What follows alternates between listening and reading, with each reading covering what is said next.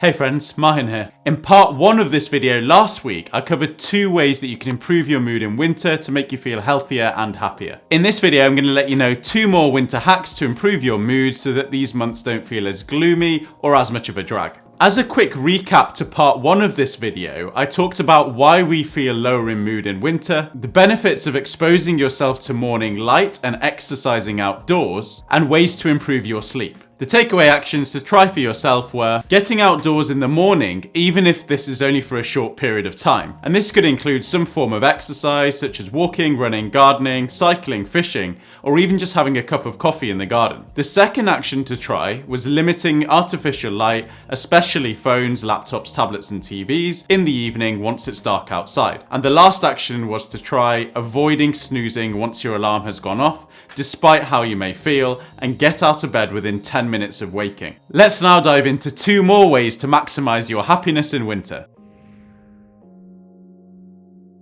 If you're anything like me, the colder it gets outside and the closer it gets to Christmas, the more comfort food I tend to eat. And this can be for many reasons, one of those being that the festive period sees us indulging in more treats, and this indulgence doesn't always stop after Christmas. Secondly, this time of the year is also associated with connecting with family and friends where food is plentiful, and the warm drinks, cake and mince pies tempt us away from the cold outside and towards the abundance of films on the TV. I love this period for all of the reasons I've just mentioned, and it's a great time to enjoy these comforts. But what effect is this having on our fatigue levels and our mood when these comforts extend beyond December and into the new year? According to one study, comfort food can reduce our feelings of loneliness and increase our feelings of social connection, as it's a cognitive and emotional reminder of others. Comfort eating is very common in the winter months, but comfort food doesn't have to be unhealthy, binge-worthy food. It can be warm, home-cooked, wholesome meals that bring us closer to family, either by cooking together or as a reminder. Consuming stodgy, sugary, and carb-filled food during the winter will only make us feel more lethargic and will make us less likely to be active, sleep well, or feel good about ourselves. Increasing our intake of foods containing omega-3, such as oily fish, walnuts, and green leafy vegetables,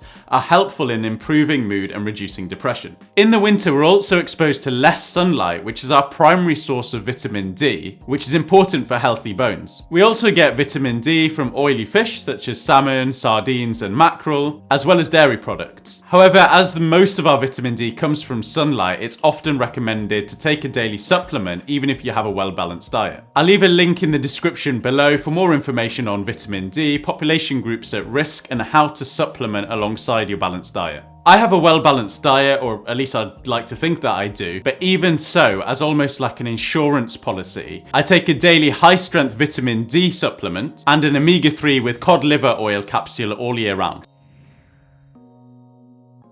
The summer months often see us out and about more due to the better weather, and despite our best efforts, winter does not seem to instill that same sense of adventure. The COVID pandemic and lockdown showed us how we can improve our connection with those immediately around us and our communities, as the restrictions simplified life and gave us time we may have not otherwise had to strengthen our relationships. Many of my patients who were fortunate enough to live with others reported that they enjoyed this time reconnecting and deepening their bonds with the people around them. But not everyone had this luxury. Even for those who may have been more isolated, technology has advanced our forms of communication and led to, in some cases, people speaking more than they would in normal circumstances. Spare a thought for those weekly Zoom quizzes. This is a great demonstration of how we can remain connected to others without leaving the comfort of our own homes. Even if we don't want to go out as much during the winter because of the coldness and darkness outside, that doesn't stop us from having a tea, coffee, or a meal with someone over a video call, for example. Another positive that came out of the imposed lockdown was the increased attraction to the outdoors, whether this was spending time in the garden